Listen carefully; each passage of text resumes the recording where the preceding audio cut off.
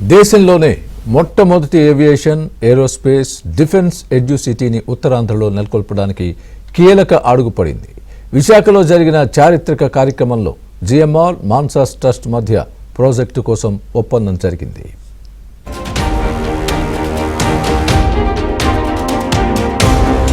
విశాఖలోని అన్నవరంలో మాన్సాస్ ట్రస్ట్ కు చెందిన సుమారు 136 ఎకరాల భూమిలో జిఎంఆర్ మాన్సాస్ ఎడ్యుసిటీ ప్రాజెక్టును అభివృద్ధి చేయనున్నారు.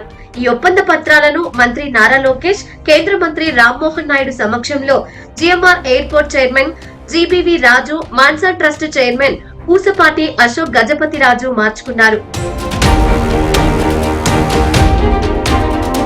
ఈ ప్రాజెక్ట్ దేశంలో విమానయానం, ఏరోస్పేస్, రక్షణ రంగాలు వేగంగా అభివృద్ధి చెందడానికి దోహదపడుతుందని మంత్రి లోకేష్ ఆశాభావం వ్యక్తం చేశారు. హైదరాబాద్ లో జిఎంఆర్ నిర్మించిన ఎయిర్పోర్ట్ తెలంగాణ జీడీపీ 12% ఇస్తున్న విషయాన్ని గుర్తు చేస్తూ ప్రపంచ సివిల్ ఏవియేషన్ రంగంలో తెలుగువారు 25% ఉండాలనేది తమ ఆశ అని తెలిపారు. 99 పైసలకి ఫార్చ్యూన్ 500 కంపెనీస్ కి భూములు ఇస్తానంటే చాలా మంది ఎగతాళి చేశారు. భూమి ఇస్తే సరిపోతుందా, కంపెనీలు వస్తాయని. ఆ ఒక్క నిర్ణయం వల్ల టీసీఎస్ వచ్చింది, ఆ ఒక్క నిర్ణయం వల్ల కాగ్నిసెంట్ వచ్చింది. రాబోయే 100 రోజుల్లో కనీసం ఇంకొక 2 కంపెనీలకి విశాఖపట్నానికి ఐటీ రంగంలో తీసుకొచ్చే బాధ్యత కూడా కూటమి ప్రభుత్వం తీసుకుంటుంది. ఇట్లా చాలా సాహసోపేతమైన నిర్ణయాలు తీసుకుంటున్నాం. మొన్న సెక్రటరీ గారు అన్నారు, సార్ చాలా రిస్కీ డెసిషన్ తీసుకుంటున్నారు మీరని. మాకు అలవాటే సార్ ఇదన్నా.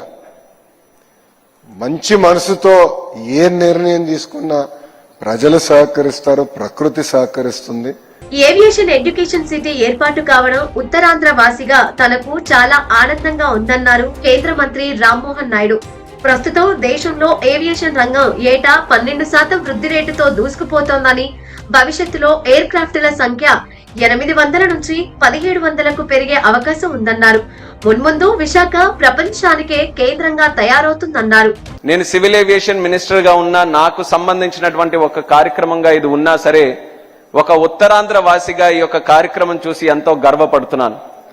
ఉత్తరాంధ్ర ప్రాంతం అనంటే ఎప్పుడు కూడా వలసలు వెళ్లే ప్రాంతం, లేకపోతే వెనకబడినటువంటి ప్రాంతంగా ఎంతో మంది ఎన్నో సంవత్సరాల నుంచి మాట్లాడుతూ వస్తున్నారు. కానీ ఈ 18 నెలలు మన రాష్ట్ర ముఖ్యమంత్రి వర్యులు చంద్రబాబు నాయుడు గారు, అలాగే మన ఐటీ శాఖ మంత్రి వర్యులు లోకేష్ అన్న గారు, వీళ్ళిద్దరూ కూడా ఈ ఉత్తరాంధ్ర మీద, ముఖ్యంగా విశాఖపట్నం మీద పెట్టినటువంటి దృష్టితో ఇప్పటి వరకు ఉన్నటువంటి ఉత్తరాంధ్ర వేరు, రేపు రాబోతున్నటువంటి ఉత్తరాంధ్ర వేరు అని ఒక జనరేషనల్ షిఫ్ట్ తీసుకొని వచ్చినటువంటి ఘనత ఈ రోజు వాళ్ళిద్దరిది అన్నది ప్రత్యేకంగా తెలియజేసుకుంటున్నాను. మొత్తంగా ఉత్తరాంధ్రలో ఏవియేషన్ ఎడ్యుసిటీ ఏర్పాటుకు జిఎంఆర్ మాన్సాస్ ట్రస్ట్ మధ్య కుదిరిన ఈ ఒప్పందం ప్రాంత అభివృద్ధికి, దేశ ఏరోస్పేస్ రంగానికి కొత్త ఊపునిచ్చే కీలక పరిణామంగా చెప్పొచ్చు.